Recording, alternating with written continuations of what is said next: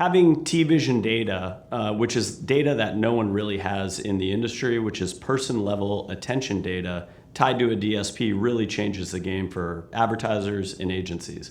So TVision gives us really critical signals. The first signal that TVision does is they've got a camera in the TV, so we can verify when an ad shows up on a screen, is anyone even in the room? And we see 20 to 30% of the ad impressions, no one's actually in the room. The second thing it gives us is how many people are in the room. It's usually in TV, there's more than one person in the room, so we're able to identify co-viewing of the actual television content. Not just how many people are in the room, but the demographics of who's there. Is it mom, is it dad, or is it the children? Or is it that golden impression that we all want, which is it's family movie night, and there's lots of value there. And then from there, it's tracking the eyes of the consumer. We have a huge distraction today in our smartphone, and it's usually with us when we're on the couch. So it tracks the eyes of, is the person looking at the TV screen or is the person looking at their mobile phone? To have all these signals integrated into a DSP is where it starts to change planning, buying, and measurement.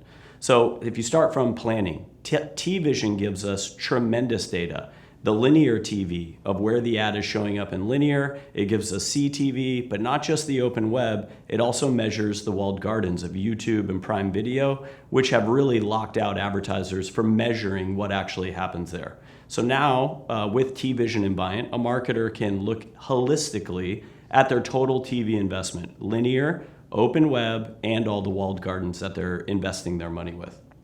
Tim, attention is certainly getting a lot of, attention at the moment, but a lot of what's in market is still panel-based, sampled, or disconnected from buying.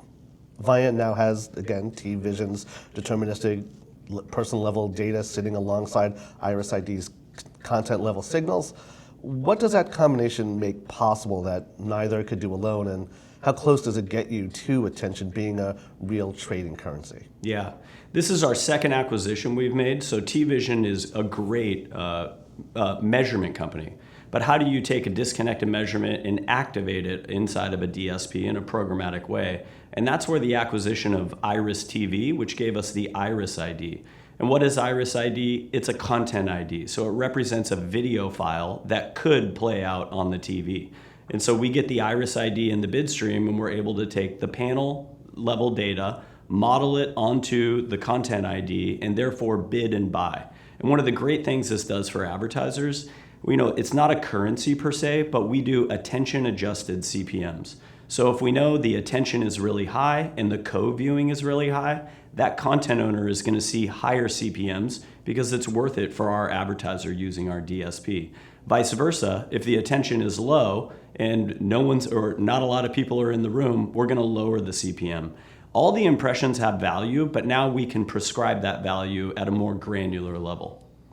CTV has promised performance, but there's a view that the industry has spent years delivering little more than just reach metrics.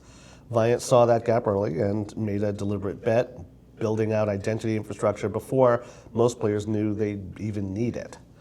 How does that identity layer sitting underneath your attention and content signals change what an advertiser can actually prove from a CTV buy today? Yeah.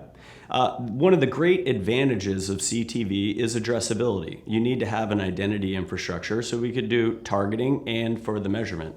So having the household ID to know what products and services they're in market for and making those ads addressable. One thing we see with TVision in the attention data, for Whoop, we might say golfers are actually more interested in wearing Whoops. They've got great sponsorships. It's one of the unique ones. To be able to target just golfers across CTV, that's really the unique advantages that CTV has over linear TV. Same great content. The world's best content exists on that TV screen, but the targeting and measurement capabilities of the household ID have proven to be why CTV is better. Tim, can't let you get out of here without the inevitable AI question. There's obviously a lot of hype, and at the other end of the spectrum, a lot of hope.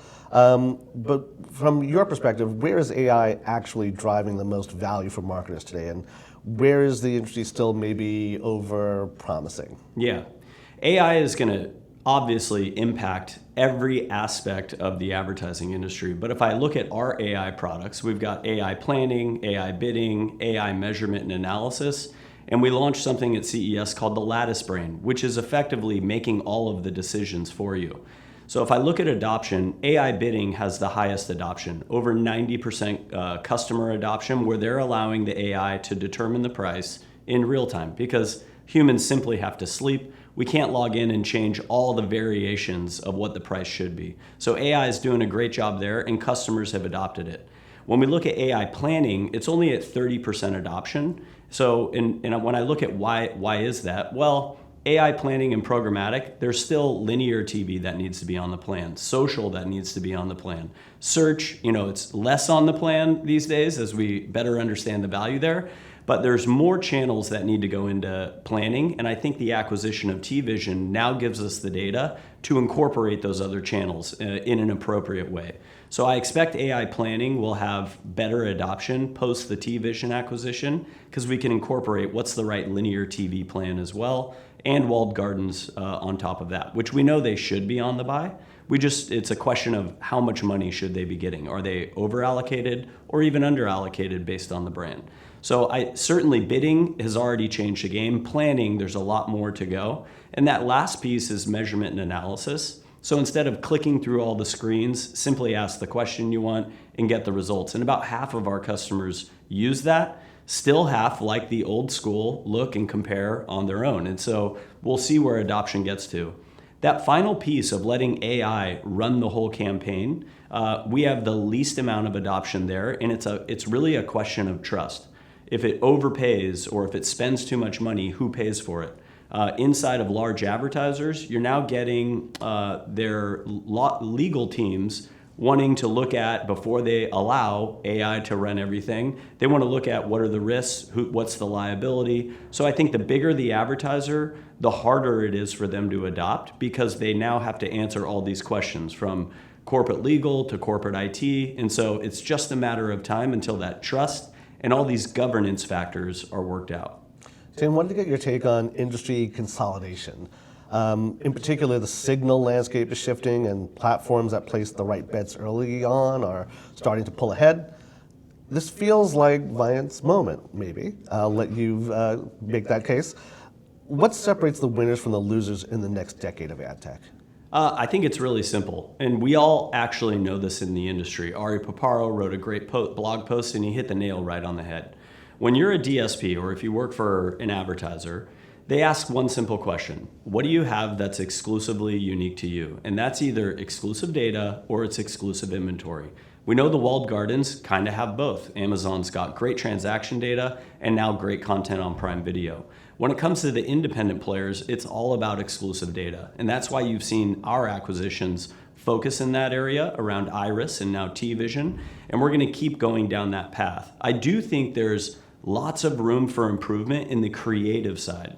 You can only optimize media so far before performance starts to cap out. You can only lower the bid so low, you can only target so many people. And so at a certain point, I think we need to go back to the foundational principles of advertising, which is focusing on that persuasive creative to move market share, take away from your competitors, or in the beer drinking category, kids aren't drinking a lot. How do we talk to them in a persuasive way of this beer over another beer? So creative, I think, is going to have a renaissance in the next couple of years, and this can only happen with consolidation. We think the DSP is that critical layer that more data will get added to and better creative capabilities, but ultimately it's all going to be a single stack of technologies that an advertiser is looking to choose.